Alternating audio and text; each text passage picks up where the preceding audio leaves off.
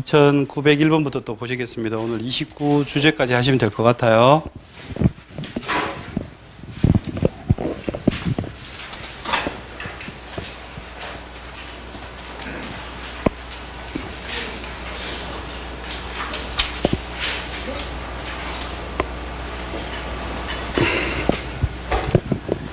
자, 이 지문 이제 등기할 수 있다 이렇게 실제로 출제가 됐었어요. 제일 중요한 부분이 뭘까요? 네, 지붕. 지붕입니다. 지붕. 이렇게 보이시고 문제가 풀리셔야 되는 거예요. 근데 지붕을 등기한다고 왜 하시면 안 된다 그랬죠? 지붕에 요소가 있는 조적조, 패널 구조, 컨테이너 건물이라도 지붕에 요소가 있을 때는 건물로 등기 허용해 주겠다 이 취지지, 지붕을 등기한다는 뜻은 아니라는 거, 그거 좀 주의하셔야 됩니다. 이렇게 보이셔야 됩니다. 그리고 자, 두 번째 지문은요. 그게 이제 포인트입니다. 이 자체로 한 문제로 나왔던 것이 이거였어요. 특례법으로 부동산 등기 대상이 될 수 있는 거 골라라. 이게 한 문제였어요. 그 중에 이제 개방형 축사만 유일하게 특례법으로 건물 등기를 허용한 겁니다. 그러면 우리가 등기할 수 있는 걸로 외웠던 게 뭐냐 하면, 요약지 그 앞에 보세요. 127페이지를 보세요. 127페이지 보시면 등기할 수 있는 경우로 건물 쪽에 보시면 개방형 축사, 고정식, 지붕, 비사유, 요거를 개방형 축사, 고정식 지붕, 비사유 이렇게 외워두시면 좋겠습니다. 그 밑에 7번부터 10번까지는 집합건물 할 때 이걸 하기 때문에 제가 보충을 했는데, 그거는 우리 아파트 등기하는 거 다 알고 있으니까요. 그렇게 어렵지 않으니까 그 6가지가 사실은 관건이거든요. 그래서 그거를 열심히 외우시라는 건데, 암기법이 꽤 많아요. 그만큼 공부를 좀 효율적으로 할 수 있다는 뜻이기도 합니다. 그래서 암기법은 제 교재에 286페이지를 한번 펴보세요. 이게 이제 부록입니다. 암기비법을 총정리했습니다. 그래서 여기에 있는 것들 주로 이제 지적이 암기사항이 많기 때문에 지적 쪽이 좀 많은데요. 등기 쪽도 뭐 적지는 않습니다. 어쨌든 여기 있는 것들을 이 암기법만 보고도 이게 뭐에 해당하는 건가를 이해하실 수 있는 정도가 되시면 시험장 가셔도 되는 정도다 이렇게 보시면 되겠어요. 틈틈이 이렇게 암기비법 활용하시고요. 제가 지금 계획을 하고 있는 것이, 지금 지문에 대한, 시험에 나오는 지문을 유튜브로 많이 올려서 틈틈이 많이 보시게 하는 것 외에도 이 암기비법에 대한 설명하는 짤막한 강의를 제가 또 유튜브로 또 올릴 예정이니까요. 앞으로 그 부분을 잘 좀 활용하시라는 말씀을 또 드리고 싶습니다. 자, 다시 원위치 하셔서 2902번을 보시는데, 특례법 개방형 축사 요거고요. 요거는 특례법으로 건물 등기 허용한 것이고, 나머지는 전부 등기 예규에서 인정한 것이기 때문에 인정한 근거가 다르다. 이제 그 정도는 보셔야 될 것 같아요. 이렇게 보셔야 되겠죠. 개방형 축사. 자, 그 다음 여기는요. 저하고 외웠던 개방형 축사, 고정식, 지붕, 비사유에 없죠. 그러니까 이거는 건물 등기 할 수 없다. 여기 이 해상관광용 호텔 선박을 체크하시라는 게 아니고, 외우면 안 됩니다. 이건 외우셔야 되는 건 아까 개방형 축사 이쪽 암기를 외우시는 거고요. 그거 외에는 건물 등기 할 수 없다라고 아주 심플하게 답변을 하시면은 우리 시험에는 다 맞아요. 그래서 이렇게 없다는 게 여기서는 딱 이렇게 없자가 여기 보셔야 됩니다. 있다 아니면 없다잖아요. 그러니까 없다는 거죠. 외운 거에 해당하지 않으면 해당하지 않는다는 거죠. 주의 토지 통행권이라고 이 등기할 수 있는 권리에 대해서 얘기하고 있는 건데요. 등기는 못합니다. 이게 왜 못하느냐면 규정이 없어요. 등기한다는 규정이 없다. 그럼 등기하는 권리로 등기할 수 있는 게 우리 조문에 이렇게 돼 있어요. 또 앞으로 돌아가 볼게요. 127페이지 보시면, 128페이지네요. 128페이지 보시면 맨 위에 권리로 소유권부터 8가지가 등기법 3조에 있어요. 소, 지지, 전저, 권체, 임 이렇게 일단 외우시고, 그 다음에 나머지 9번은요. 등기법 53조에서 따로 얘기를 해요. 왜 따로 얘기하느냐? 요 환매권도 등기가 되고 공시가 되는 것인데, 이거는 특약이 있을 때만 되니까 일반적인 건 아니에요. 그러니까 특약이 있을 때 가능하다 이런 얘기니까 3조에서 떨어져서 53조에서 따로 얘기를 하게 된 거예요. 그래서 등기할 수 있는 권리는 이게 다거든요. 그래서 소지지전저, 권체임, 더하기 환매권도 특약이 있을 때 등기할 수 있다. 이렇게 9가지로 정리해 두시면 되겠다 해서 암기법에 그렇게 정했어요. 그러면 이제 칠판을 보시면요. 주의토지 동행권이 등기할 수 있는 권리에 없잖아요. 그러니까 없다 그러시면 돼요. 등기할 수 없다고 이렇게 없자가 빨리 보셔야 되죠. 있다 아니면 없다잖아요, 이게. 자, 전세권에 대한 가압류는 등기할 수 있을까에 대해서 이 가압류 가처분이 나오면 굉장히 어렵게들 푸시고요. 실제로도 정답률이 매우 낮아요. 근데 그 법령이라든가 판례라든가 이론서 어디에도 한 줄의 문장도 없지만 제가 등기부를 많이 본 결과 이런 결론이 나더라고요. 무슨 결론이냐면 지금 여기 가압류잖아요. 가처분도 마찬가지예요. 가압류 가처분은 등기부에 보이는 권리는 다 걸려요. 그래서 돈 받을 때는 가압류를 거는 것이고 돈 받는 아닌 채권일 때는 가처분을 걸지만 이게 등기부에 적혀있는 권리라고 치면 다 걸 수 있는 거예요. 그러면 전세권은 등기부에 올라가 있나요? 등기부에 안 올라가 있는 전세권이 무슨 전세권이죠? 그런 건 존재하지 않는다는 것을 민법에서 공부하셔야 되죠. 법정전세라는 게 없기 때문에요. 전부 약정전세예요. 약정이라는 말이 다른 말로 뭐예요? 법률행위예요. 법률행위를 했기 때문에 전세권이 생기려면 등기부에 올라가는 것밖에 없거든요. 법률 규정에 의한 전세권이라는 게 없기 때문에. 그래서 이 전세권 하는 순간 그냥 등기된 것밖에 없는 거고요. 등기되어 있으니까 가압류가 가능하다는 거죠. 그러니까 이 전세권 자체의 성질을 보셔야 되는 게 아니고요. 등기되어 있는지 안 돼 있는지 그거를 보는 게 여기서는 사실은 포인트입니다. 어쨌든 여기서는 있다라는 거죠. 자, 그 다음 등기된 임차권에 대한 가압류는 등기할 수 있다라고 돼 있는데, 자, 가압류 가처분 나올 때 중요한 내용은요, 임차권이 중요한 게 아닙니다. 등기되어 있는지 안 돼 있는지가 중요하다고요. 등기부에 보이는지가 중요한데, 임차권은 등기된 임차권하고 등기 안 된 임차권이 다 있잖아요. 어느 게 흔해요? 등기 안 된 임차권이 훨씬 더 많죠. 등기된 임차권은 아주 드물지만 등기됐다 했기 때문에 이 임차권은 등기부에 보이잖아요. 그러니까 가압류가 걸려요. 가처분도 걸려요. 금전채권 아닐 때는. 금전채권일 때는 돈 받을 거 있을 때는 가압류가 걸리는 것이고. 근데 만약에 등기 안 된 임차권이면요, 어떻게 무슨 재주로 가압류 등기를 달아요? 등기부에 보이지도 않는다는데 그게 포인트라고요. 다시 가압류 가처분은 등기부에 보이니 안 보이니가 핵심이에요. 권리를 보시면 안 된다는 얘기예요. 그 다음에 이제 이따가 키워드고요. 자, 사건의 목적이 되는 부동산이면 공용의 제한을 받고 있다 하더라도 등기의 대상이 된다. 제일 중요한 단어는요, 사건입니다. 요거를 한 대여섯 번 정도 출제를 했던 기억으로 저한테 남아 있거든요. 그래서 실제 이 얘기입니다. 개인이 가지고 있고 사고 팔 수 있는 권리면 비록 공용의 제한을 받는다 하더라도 등기부에는 올릴 수 있다. 이게 이제 핵심이에요. 사건의 목적, 요 사건이 중요한 단어입니다. 사건. 그러면 개인이 가질 수 없는 거예요. 예를 들면 국유, 공유 이런 거 있죠. 국유지, 공유지. 공유지라는 거 여기서는 이공유예요. 국유지요. 이거 등기할 수 있어요? 등기할 필요는 없는데요. 이게 국유지다, 공유지다, 이거 공시하기 위해서요, 등기를 해둡니다, 이거.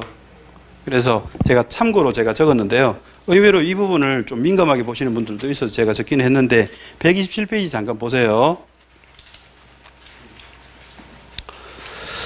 자, 맨 밑에 보시면요. 127페이지 맨 밑에 국유지, 공유지, 자, 국공유 재산도 등기하고 있다고 현재 사건의 대상이 아니지만 공시할 필요가 있어서 해둔다는 거죠. 그래서 이게 국유지라고 또는 공유지라고 공시하기 위해서 해둔다는 건데, 국유일 때는 소유자를 국이라고 적죠.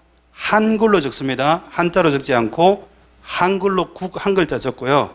그 밑에 관리청 해서 국토교통부 235라 되어 있는데 그 235라는 거는 기관 번호입니다. 뭐 이런 거는 시험에 나오지는 않지만, 그 다음에 공유지일 때 소유자는 지방자치단체가 소유하고 있는 게 공유지잖아요.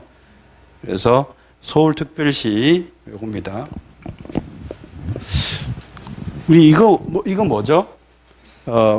갑하고 을, 병이 공유하고 있대요. 이 공유는 뭐죠? 한자가? 이 세 사람이 공적인 건 아니죠. 이 공이 아니라니까. 이건 함께 공. 자, 이네들이 지분을 가지고 있잖아요. 이렇게. 이게 공유 지분이잖아요. 이 공유예요. 그러니까 지금 말씀드린 공유, 이 공적이다 할 때 이 공유하고 다르다. 여기서 얘기하는 공유는 지방자치단체 소유를 얘기하는 겁니다. 그래서 여기 서울특별시가 이렇게 들어갔죠. 뭐 보충했고요.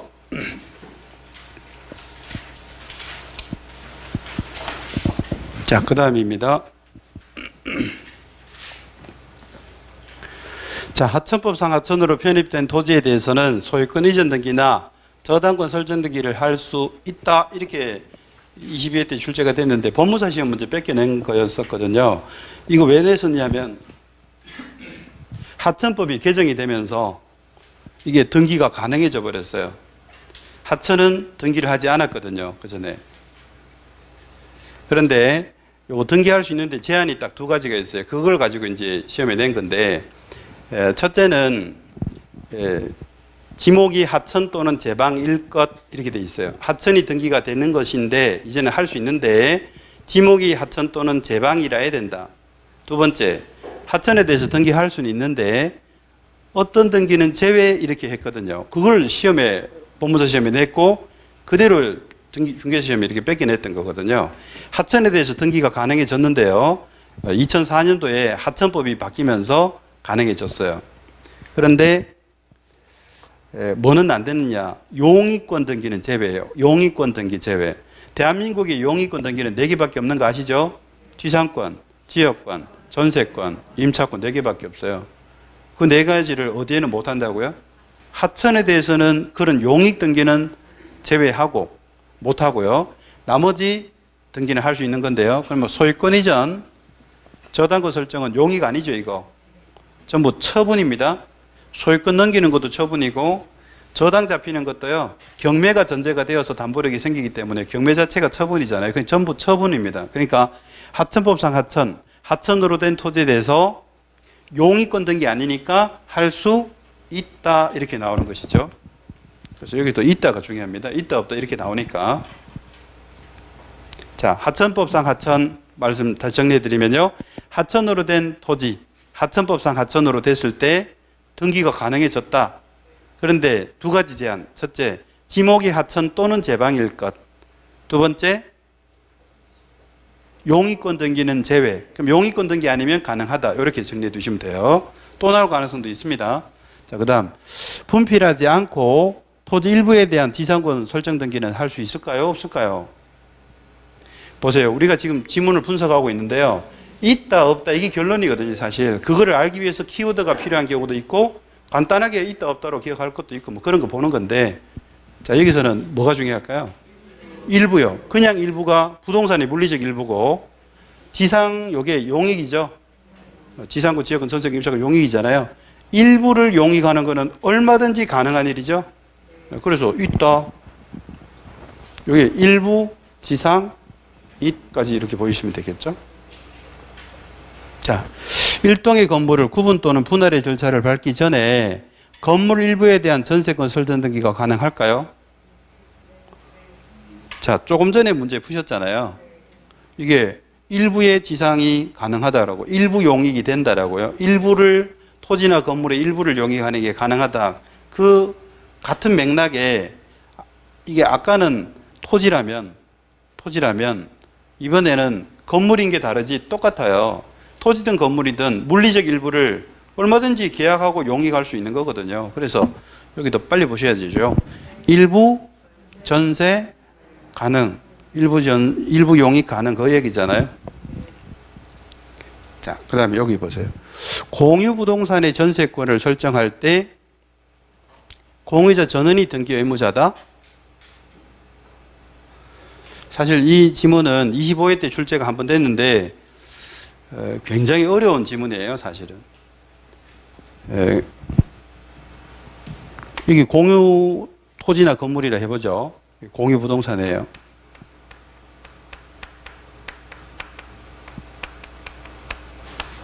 여기에 용익, 그 중에 이제 전세.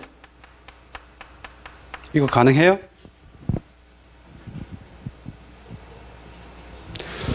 공유하고 있다면 예를 들어서 갑하고 을이라고 해볼게요. 갑과 을이 공유하고 있어요. 그럼 뭐 지분이 뭐 정함이 없이 균등하다 그러면 뭐 2분의 1씩 있겠죠.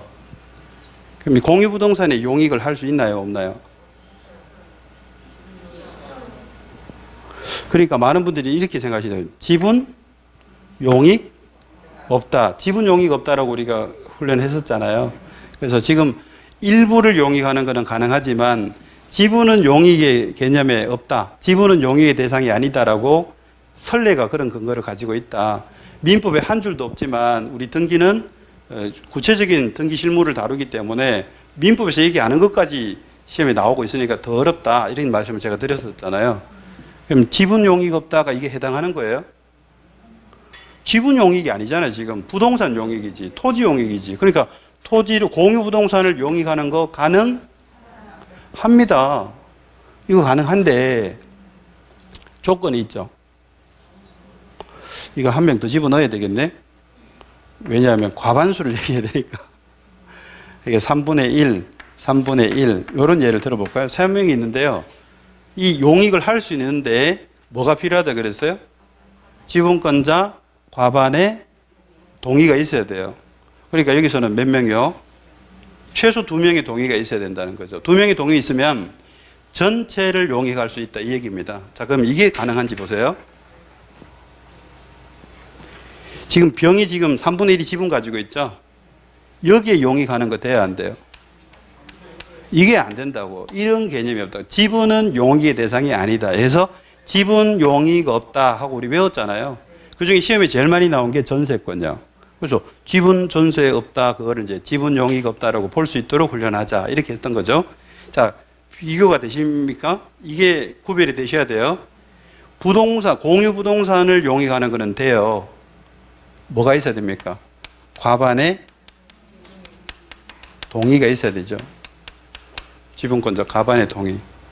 그렇지만 지분에 대해서 용익이 들어온 거는 개념이 없다. 요걸 이제 그거 계셔야 돼요. 그러면 자, 이 지분에 대한 용익은 등기가 안 되기 때문에요. 논의할 거는 없는데 시험에는 자주 나왔고요. 이 공유 부동산에 대해서 전세 설정하는 용익은 가능하지만 과반의 동의가 있어야 된다까지 했죠. 자, 그럼 등기할 때 지금 갑구에 누구 이름으로 되어 있을까요? 자, 동의를 누가 했느냐 그러니까 예를 들어서 을병이 동의를 했다고 해볼게요. 이 사람들이 과반이죠. 동의를 했어요. 그래서 전세가 들어오게 됐다고요. 그럼 이 토지라 해볼게요. 이 공유 토지 등기부에 을구의 전세권 설정 등기가 올라가야 될 거 아니에요. 그럼 신청할 때 등기 의무자가 누가 적혀야 돼요? 을병이 적혀야 돼요? 다 적혀야 돼요? 그 얘기입니다, 지금. 그러니까 용익을 설정할 때는 과반의 찬성이 필요하다는 거지, 등기부에 전세권 등기 올라갈 때는 전원이 다 의무자의 위치에 있다 이 말이죠. 공유부동산의 전세를 설정할 때 공유자 전원, 갑을병 모두가 의무자의 위치에 선다. 이게 이해하십니까? 그러니까 여기에 지분권자 과반이 그 찬성한 을병이 등기 의무자다 이렇게 내면 틀린 거겠죠? 그거 구별하라는 겁니다. 그러니까 세 가지를 제가 말씀드리는 거예요. 세 가지. 그러니까 세 가지를 다 구별하셔야 돼요. 공유부동산 자체에는 용익이 들어올 수 있는데 과반의 찬성이 있어야 되고, 이 찬성을 얻어서 등기할 때는 전원이 의무자의 위치에 선다는 거, 그거 얘기한 거예요. 두 가지 구별하시고 과반과 전원 구별하셔야 된다고요. 이거를 전원의 동의라든가 이 과반 찬성한 을병의 의무자의 위치에 있다 이런 식으로 거꾸로 하시면 안 된다는 거예요. 또 하나는 용익이 다 안 들어오는 게, 용익이 들어온다라고 오해하시면 안 되고, 이거는요 지분의 과반수의 찬성이 있으면 가능할까요? 자, 법무사 시험 문제를 제가 소개할게요. 지분에 대한 용익은 불가능하죠. 지분은 용익 개념 대상이 아니라 그랬으니까. 그런데 이때 과반수의 찬성이 있으면 가능할까요? 그래서 법무사심이 그걸 냈던 거예요. 개념을 잡고 있는가를 물은 거예요. 자, 제가 뭐라고 제가 계속 말씀드렸어요? 지분은 용익의 대상이 아니라고요. 전원이 찬성을 하든 과반이 찬성을 하든 못한다고요. 뭐를 용익한다고?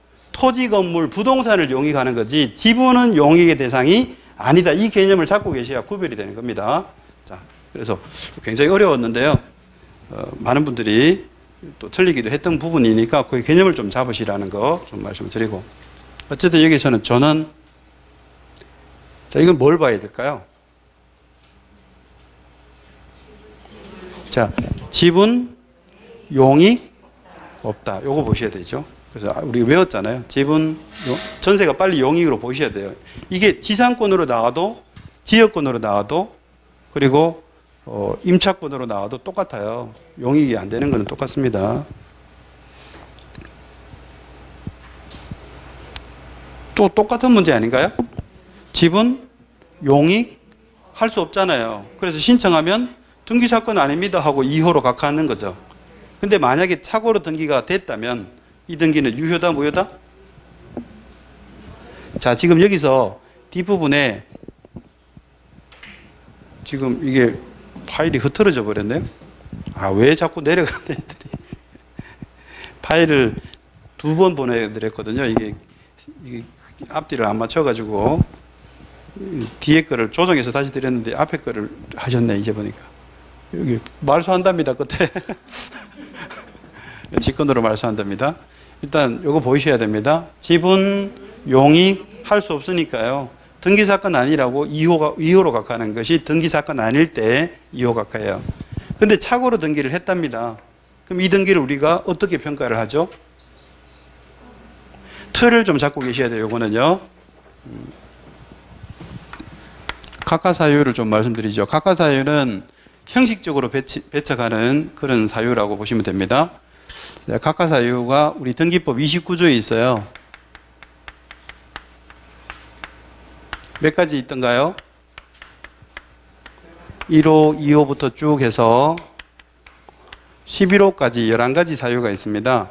이 11가지 사유는 예시를 한 걸까요? 아니면 있는 대로 다 나열한 열거한 걸까요? 만약에 이게 예시면요, 11가지가 예니까 더 있다는 거예요. 근데 열거라면 전부 다 나열한 게 11가지라는 뜻이에요. 그러면 각하사유, 등기 안 해주는 사유 11가지 적혀 있는데 이것이 예시된 걸까요? 전부 다 열거한 걸까요? 열거한 거예요. 예시가 아니고. 이 의미는 뭐냐면 이 11가지 사유 외의 사유로는 절대로 각하할 수가 없다라는 의미가 담겨 있어요.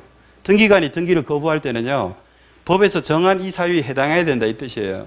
그 중에 1호 각하사유가 관할 안 지킨 겁니다. 자, 왜 관할을 안 지킨 게 제일 먼저 논의되느냐 하면요, 이 등기 업무 자체가 법원 업무잖아요. 법원에서 하는 업무는요, 제1의 과제가 전부 관할입니다. 그래서 이 법원에서는 소송을 담당하잖아요. 그래서 법원이 전부 소송법하고 관련되는 업무를 해요. 그래서 민사 관련 소송이면 민사소송법, 형사 관련 소송이면 형사소송법, 행정하고 관련되는 소송이면 행정소송법, 집안 문제하고 관련되어 있으면 가사소송법, 전부 소송법이죠. 그 이 소송법에 여러분 서점에 가셔서 법서에 이 목차를 한번 보세요. 제일 앞에 관할하고는 얘기를 해요. 소송법이 다 그렇다고요. 왜? 법원의 업무니까요. 우리 등기도 법원 업무죠. 그러니까 관할부터 따지는 거예요. 관할 지켰니? 이거부터 따진다고요. 법원에서 하는 재판이든 지금 등기든 법원의 업무라 관할부터 따지는 게 1순위라고요. 그래서 항상 관할부터 얘기하는 거예요. 두 번째는 금방 얘기했죠, 제가. 등기 사건인가를 따지는 거예요. 아까처럼요, 주의토지 통행권, 법원의 판결로 주의토지 통행권이 있다는 것을 인정받았어요. 판결로. 그래서 등기소 가가지고 나 판결문을 들고 가면서 나 주의토지 통행권 있으니까 등기해달라고 하면 해줘요, 안 해줘요? 안 해준다라고 아까 그 문제 보셨던 거예요. 왜 안 해줘요? 조문이 없다고요. 우리 등기관도 공무원이라 법 규정이 있는 대로 해준다고요. 자기 자의대로 해줄 수가 없어요. 자기 마음대로 못해요. 법 규정대로 해야 돼요. 법치국가잖아요.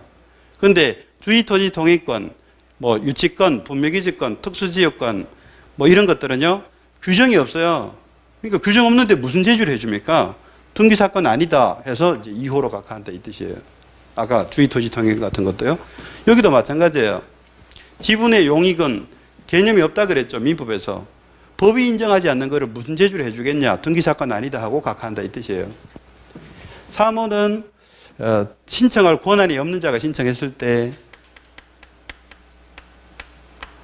뭐 당사자나 대리인이 출석하지 않았을 때 방식이 위배했을 때 등등등등 해가지고 대장과 일치하지 않을 때까지 해서 이런 사유들이 쭉 있는데 이거 다 외울 거는 없고요. 이거 몇 호 각하 사유죠? 이렇게 물은 적은 거의 없어요. 그러니까 이게 자체가 중요한 게 아니고요. 각하사 공부할 때 혼자 독학하시는 분 이러더라고요. 3호 각하 사유는 이렇다. 5호 각하 사유 이렇다. 7호 각하 막 이렇게 하시는 분이 있는데 그거 시험에 나오지도 않는다니까요. 그러니까 쓸데없이 힘을 빼시면 안 된단 말이에요. 힘 뺄 수 있는 요소는 굉장히 많아요. 주위에 다 널려 있어요. 다 봐야 될 것 같고 다 외워야 될 것 같아요. 그렇지 않습니다. 시험을 보시면 나오는 부분은 거의 한정적이에요. 그래서 교과서는 참고로 보시라는 이유가 거기 또 있습니다. 여러분 에너지와 집중력을요 아끼셔야 돼요. 그래서 효율적인 공부하시고 간명하게 시험 치시고요. 그냥 자연스럽게 물 흘러가듯이 자기든 취득하고 나가셔야 되는 것이에요. 연구하고 그러시면 안 됩니다.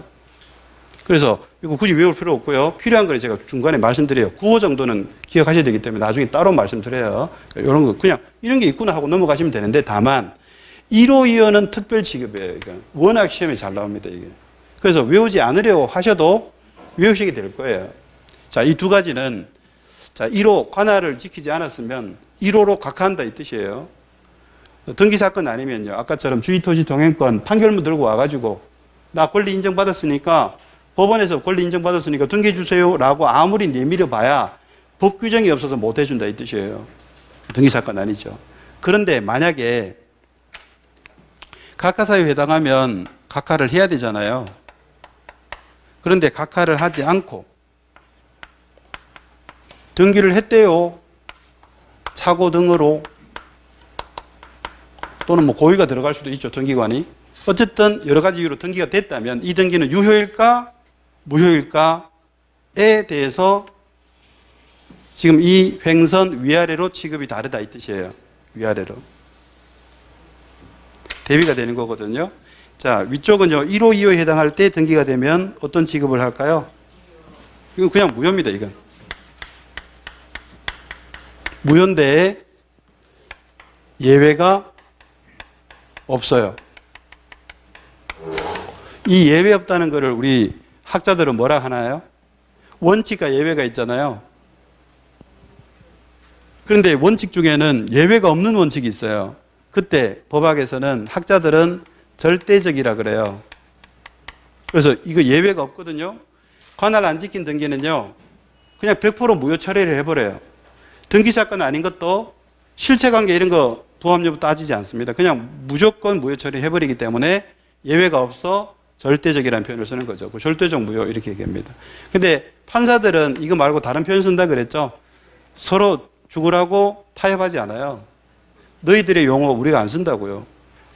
법을 다루는 사람은 똑같은데 나는 실무자로서 썰은 썰일 뿐인데 지금 내리는 판결이 중요한 거지 않아 해서 자존심이 있기 때문에 절대로 학자들의 이런 표현을 안 쓰더라고요.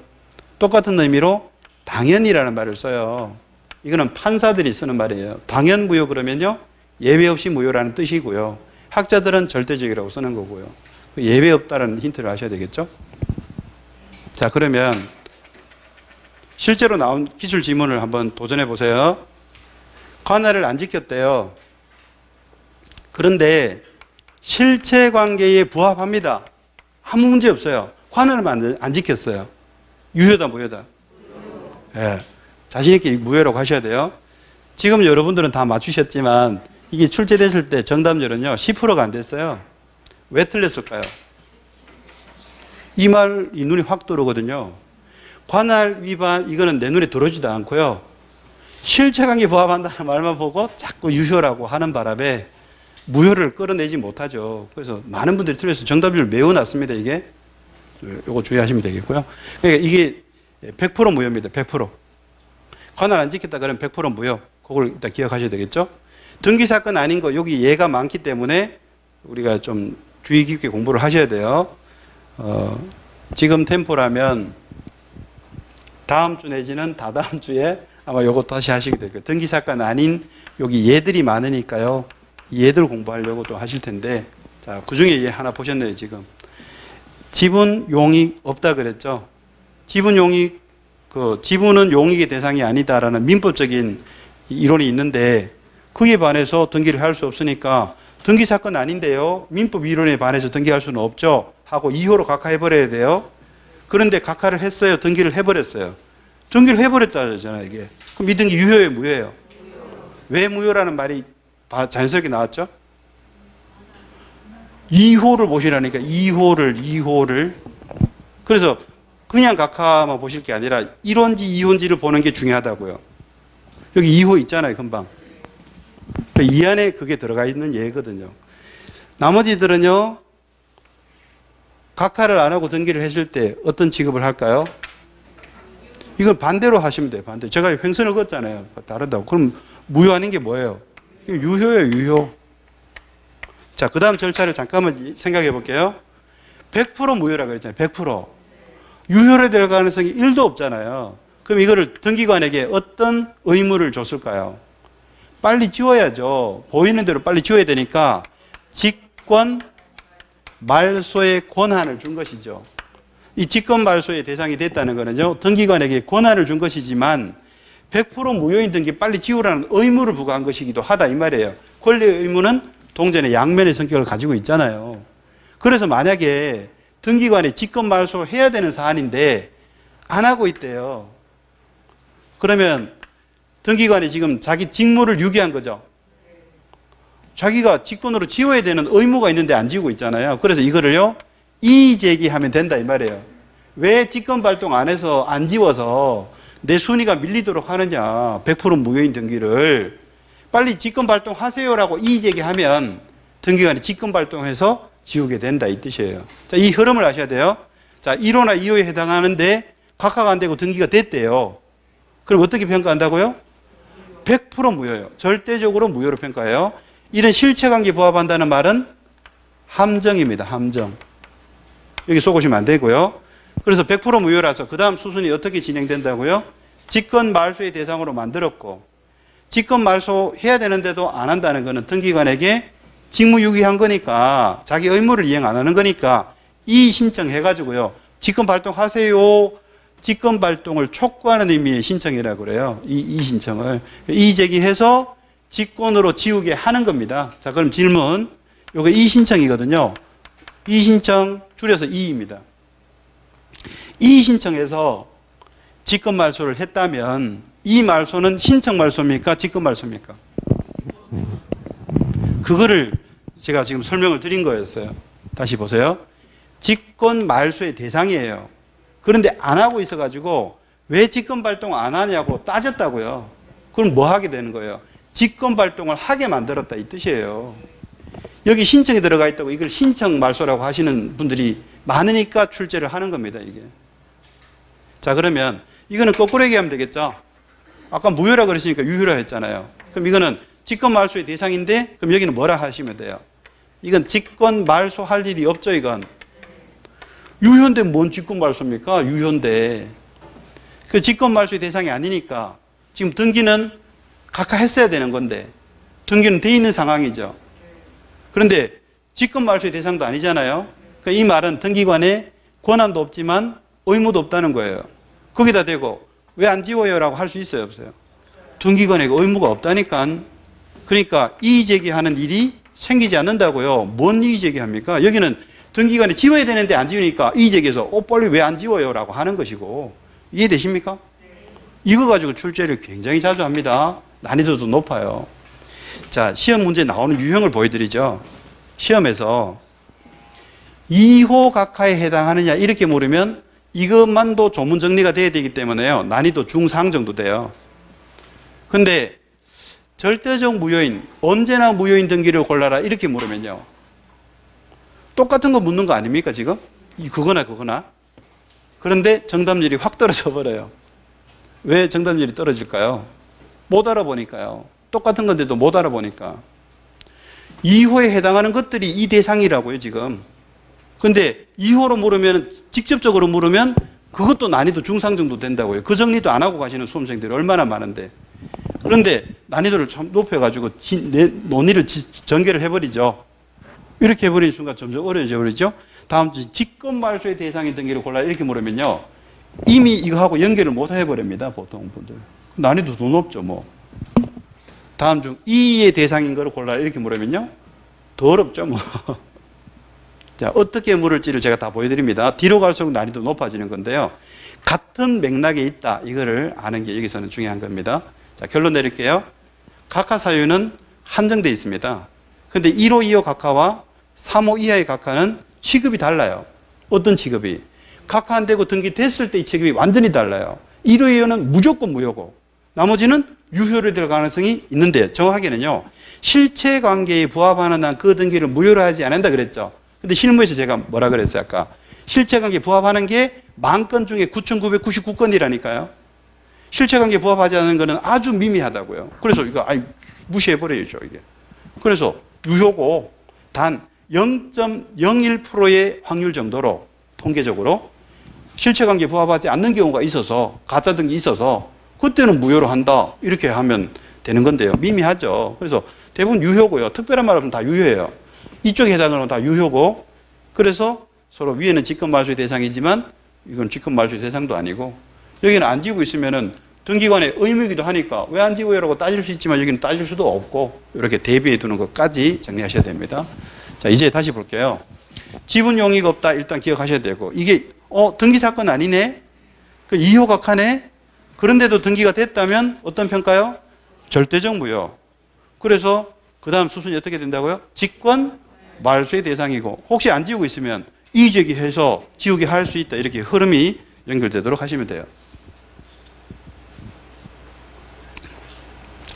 오늘 수업이 뭐 2교시까지 하는 게 다행이네요. 이게 파일도 지금 제가 정리가 안 된 걸 드려서 다음 주에는 이거 정리해서 한 번 더 빨리 한번 해보도록 그렇게 할게요. 자, 요거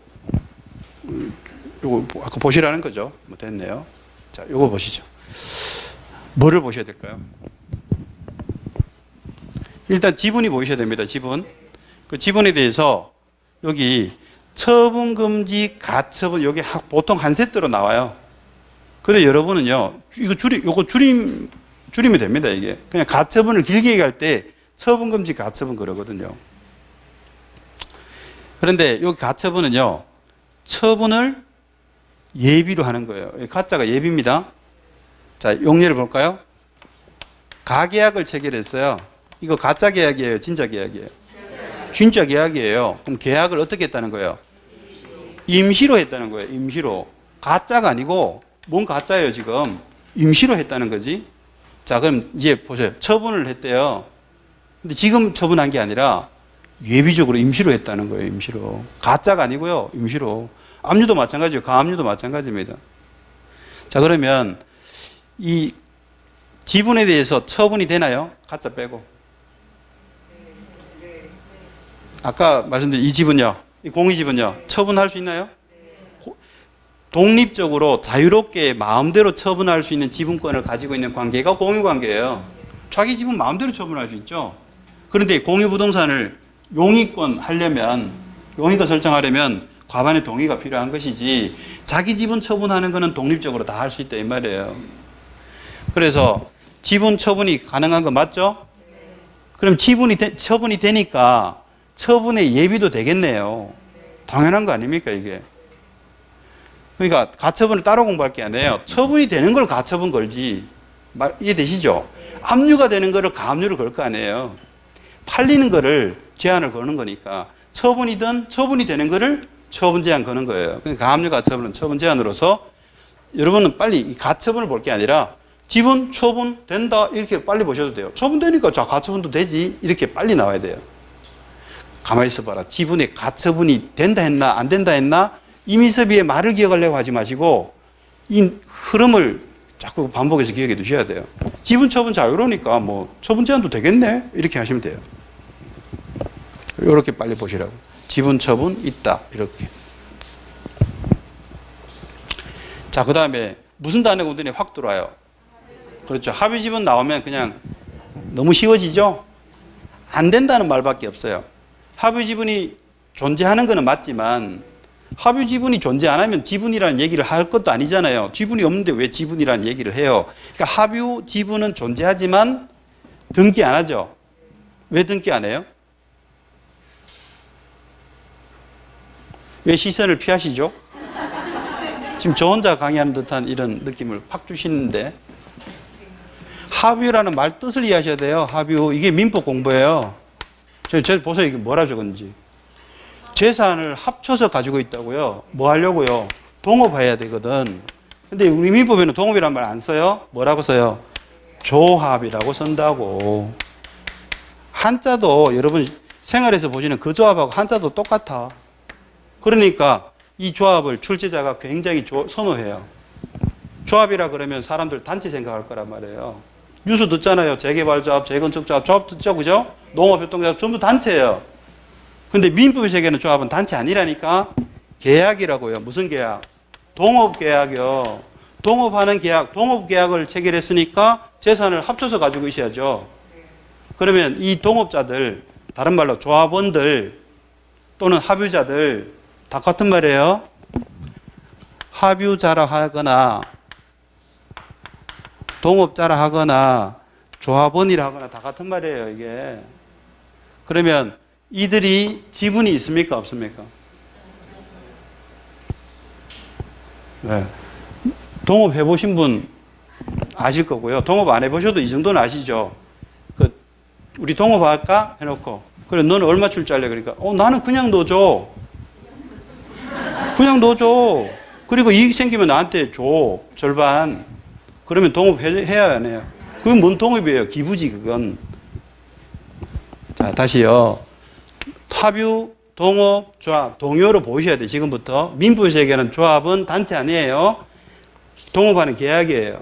합유라는 말에서 느끼셔야 돼. 합쳐서 가지고 있는데요. 그럼 뭐예요, 지금? 이 동업하는 재산으로 형성한 토지 건물은요, 이거 동업재산이죠. 합유재산이고요. 조합재산이잖아요. 이거 지분권 있어요, 없어요? 막히는 곳에서 계속 막히네요. 다시요. 동업하는 분들은 지분이 다 출자가 돼야 되잖아요. 지분 당연히 있지. 지분이 없으면 합유, 지분 이런 말을 쓰지를 않을 거 아니에요. 없는데 왜 만들어 용어를. 합유 지분 있잖아, 이게. 존재는 한다고요. 그런데 이 성격이 뭐냐고, 지금. 동업재산으로 만들어 놨잖아요. 같이 사업하겠다고. 그럼 이 지분을 자기 지분권 주장하면 동업 깨지겠죠. 그래서 지분은 존재하지만 성격을 이해하셔야 된다니까요. 이 합의 지분은 동업재산에 묶어둔 거예요. 동업재산으로 묶어둔 거라 지분권 주장을 못하는 관계다 이 말이에요. 그러면 이 지분은 거래가 돼야 안 돼요? 거래 안 되니까 등기부에 올릴 이유도 없는 거라고요. 그래서 합의 지분은 존재하지만 등기부에 안 올린다, 이게 핵심이에요. 그러면 우리 시험에서는 너무 쉬워지지 않습니까? 등기부에 안 보이는데 뭘 더 하겠다는 거예요. 아무것도 못해요. 합의 지분은 존재하지만 등기부에 안 올리는 그 동업 지분이기 때문에 동업을 깨지 않으면 찾을 수 없기 때문에 거래가 안 되고 등기 안 해두기 때문에 합의 지분 이전 등기도 안 되고. 합의 지분 이전 등기 왜 안 돼요? 등기부에 보여야 이전하죠. 등기부에 보여야 이전 등기 할 거 아니에요. 등기부에 안 적었다니까요. 안 적었는데 뭘 이전 등기해요? 합의 지분에 대한 가압류 등기 돼야 안 돼요? 보여야 가압류 등기를 걸죠. 자, 질문 두 가지. 답을 제대로 하셔야 넘어갈까요? 합의 지분은 존재하나요? 네. 등기부에 올리나요? 그게 중요하다고, 그게. 그거 알면 다 됐어요. 합의 지분 등기부에 안 보이죠? 다른 거 아무것도 못 해. 지분 이전 등기 할 수 있어요? 보여야 하지. 가압류 등기 할 수 있어요? 보여야 하지. 합의 지분에 대한 저당 설정은 돼요, 안 돼요? 왜 안 돼요? 따라해 보세요. 보여야 하지. 등기부에 적어놨어야 하지. 이 얘기입니다. 그래서 지금 여기서 보셔야 될 단어는요. 자, 이거 합의 지분만 보시면 돼요. 합의 지분 딱 나오는 순간 어려워요? 너무 쉬운 거 주는 거예요? 너무 쉬운 거 준 거예요? 안 된다는 말밖에 없다니까요. 등기를 얘기하면요. 여기 보세요. 이게 전부 등기잖아요. 그러니까 이전 등기, 가압류 등기. 등기 얘기하는 순간 불가능해요. 미션 임파서블. 왜? 논리적으로 안 되는 게 아니라 등기부에 안 적기 때문에 못한다 이 뜻입니다. 그게. 좀 더 확장해 볼게요. 문제가 나오는데 우리 기출 문제를 풀어보면요. 이런 것들을 다 보시게 될 텐데 빨리 보는 힘이 생겨요. 자, 등기 못하는 거 골라라 이렇게 내요. 그래 놓고 오지선 다 쭉 나오잖아요. 그 중에 슬쩍 봤더니 합의집은 딱 나오네요. 그럼 이건 못하죠? 정답이네 바로. 나머지 읽을 것도 없어요. 그래서 동체식이 좀 빠르신 분은 2초 만에 풀어요. 2초 만에. 딱 보자마자 정답. 고민할 것도 별로 없어요. 자, 여기서 잠깐 보시죠. 이거 공유지분이죠? 존재해요? 등기해요? 등기해야 해요? 할 수 있어요? 요것도 중요한데요. 공유지분은 등기하여야 한다라고 되어 있어요. 권리자가 2인 이상일 때 그게 아무 말 없으면 공유거든요. 공유는 지분을 등기하여야 한다로 되어 있어요. 등기법에. 그래서 할 수 있는가 그런 표현을 쓰시면 뭐 의미 전달이 잘못되는 거고요. 자, 차이를 아시겠죠? 공유지분은요. 등기부에 올리고요. 올리니까 지분에 대한 처분도 되고요. 지분에 대한 처분 제한도 돼요. 하지만 뭐는 안 된다 그랬어요. 지분은 용익의 대상은 안 된다라고 했던 거고요. 하지만 합의지분은 이 중에 뭐가 안 돼요? 다 안 되죠. 합의지분은 등기부에 안 올리기 때문에 처분 등기도 못하고 처분 제한 등기도 못하고 용익 등기도 못하고 다 못한다. 뭐 그 얘기입니다. 자, 그 다음에 합의지분 뭐 하셨고 그 다음에 뭐가 보이셔야 될까요? 일부 지분 보존등기 여기 보이셔야 돼요. 일단 보존등기의 논리인데요. 보존등기는 최초에 공시하는 등기잖아요. 그래서 1부동산에 1소유권을 공시해야만 하는 등기예요. 근데 지금 뭐를 얘기하고 있어요? 일부 지분 보존등기 되냐 그러면 이거 해주면 1이 공시가 안 되니까 등기관이 이런 답변이 됩니다. 등기해 줄 수 없습니다. 보존등기는 1소유권 공시해야 되거든요. 라고 하는 거죠. 그래서 2호 각하의 대상이 되고요. 등기사건은 아니고. 근데 착오로 등기가 됐대요. 그러면요. 보존등기 논리를 생각하시면 안 됩니다. 2호까지 끌어내면 돼요. 그럼 2호라고 하는 순간 등기가 됐대요. 그럼 무슨 얘기 하셔야 돼? 절대적 무효고요. 실체관계 부합한다는 말이 속으시면 안 돼요. 무조건 무효고 그 다음 수수는요. 직권 말소고요. 그 다음 이의가 가능하다 이렇게 연결이 돼야 됩니다. 그래서 직권 말소 할 수 있다 이렇게 연결되는 거니까요. 자, 그 부분 이렇게 보실 수 있으면 되겠죠. 그 다음에 또 하나 유사한 거를 출제를 많이 한 것이 있습니다. 여기 보세요. 뭐를 보셔야 될까요? 여기 상속등기 일단 보세요. 상속등기는요. 요 상속의 성질부터 말씀을 드려야 됩니다. 1월 달이었나요? 제가 상속에 대해서 조금 설명을 드린 적이 있었죠. 상속 지분에 대해서도 설명을 좀 드렸었고 상속인에 대해서도 설명을 드렸었죠. 그리고 상속 순위도 설명을 드렸었죠. 우리 시험에 나오는 것보다 훨씬 더 재밌게 들으셨던 것 같은데 한 번은 설명해야 되겠다 싶어서 했지 뭐 앞으로 그걸 또 설명을 할 것 같지는 않습니다. 우리 시험 공부해야 되니까. 근데 요거는 좀 짚고 넘어갈게요. 이 상속의 본질이 뭔지를 얘기하셔야 된다 그랬죠. 상속이 뭐예요? 라고 상속이 뭐냐고 누가 묻지는 않겠지만 이 정도는 알고 가자 했던 건데 뭘까요? 상속을 한마디로 얘기해 보세요. 상속이 상속이지 그러시면 그거는 정의가 아니고 도모 반복이라 그래요. 그건 정의한 게 아니에요. 상속이 뭐예요? 자, 그래서 다시 한번 요거는 설명드릴게요. 민법 997조에 피상속인이 사망하면 돌아가신 분이 피상속이네요. 사망하면 상속이 개시된다라고 돼 있어요. 그러면 상속 개시가 뭔지에 대해서 또 설명을 해야 될 거 아니에요. 그래서 또 규정이 있어요. 민법 1005조에 보면 피상속인의 사망 시에 피상속인의 재산이 포괄적으로 상속인에게 승계한다 이렇게 돼 있어요. 상속 개시가 뭐라고요? 재산에 옛날에는 호주의 지위도 상속의 대상이 됐기 때문에 이게 재산이라고 명시를 하는 거예요. 옛날에는 두 가지가 상속이 됐거든요. 호주의 지위와 그다음에 재산. 근데 지금은 호주제 자체가 없어졌죠. 이게 민법 2008년도부터 없어졌잖아요. 가족관계 증명제도. 그러니까 재산 포괄 승계. 여기서 중요한 거는 포괄입니다. 포괄이 뭔 뜻입니까? 전부 얘기잖아요. 몽땅이요. 그러니까 재산이 1소유권이라면 또는 1저당권이라면 또는 1전세권이라면 부분 넘어가요? 다 넘어가야 돼요. 그래서 그래요. 상속 등기는 다 넘어가야 된다 이 말이에요. 1권리가 다 넘어가야 된다고요. 상속을 원인으로. 그런데 뭐만 얘기하고 있어요? 일부 지분만 권리가 상속의 대상이 되느냐 그러니까 본질에 반하죠. 상속은 1이 다 넘어가야 된다니까. 그러니까 등기사건 아닌데요. 상속의 본질에 해당하지 않으니까 등기사건이 아니라고. 2호 각하, 자, 2호라는 걸 끌어냈죠. 그 다음 이제 필요 없어요. 앞에 거. 2호 끌어냈어요. 그러면 등기가 됐대요. 각하 안 되고. 그럼 어떤 수순요? 절대정부요. 직권발소, 이의신청 이렇게 연결을 하셔야죠. 난이도도 높고요. 자주 출제되는 부분입니다.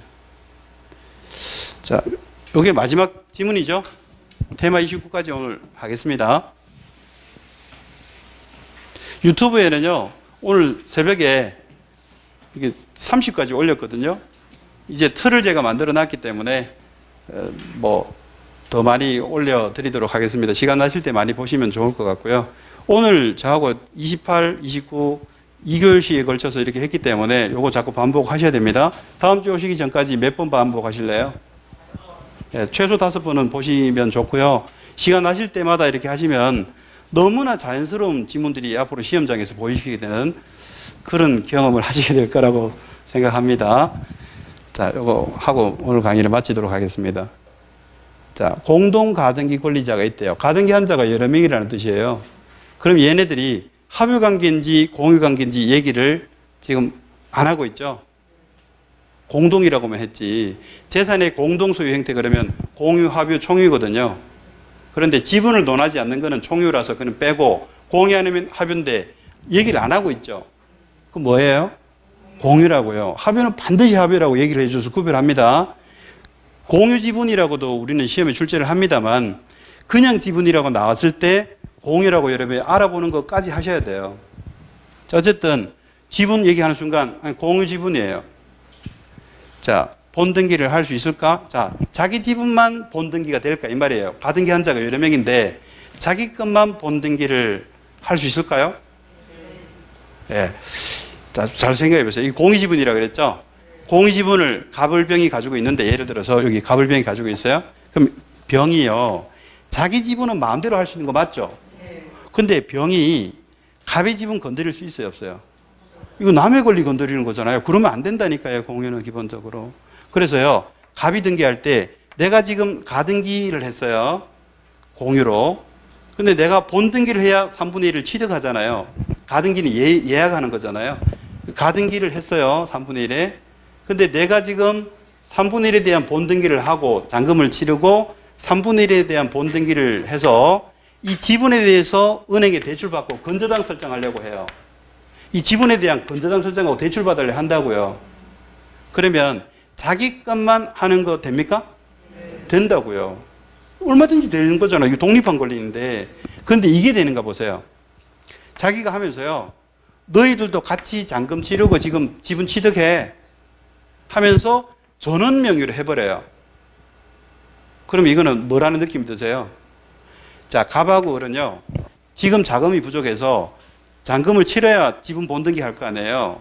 내년도에 자금 운용 계획을 다 세우고 있단 말이에요. 내년에 지분 취득할 계획을 세우고 있어요. 이 사람들 갑하고 을은. 그런데 갑이 병이 내가 지금 본등기에서 지분 취득해서 은행에 대출 받아야 되니까 너희들도 해야 돼 라고 하면 이건 뭐예요?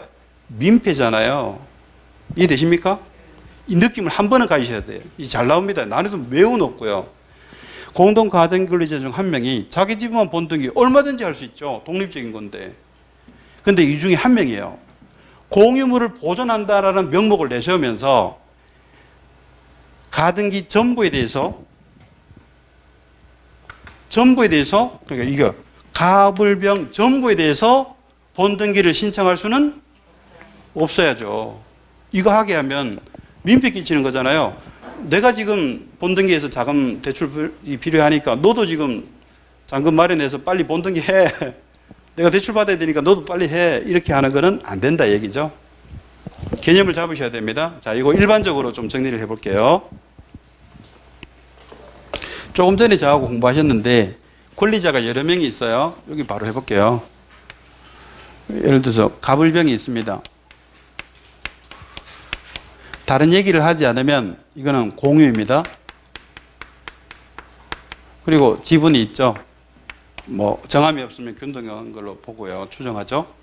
그러면 이 지분만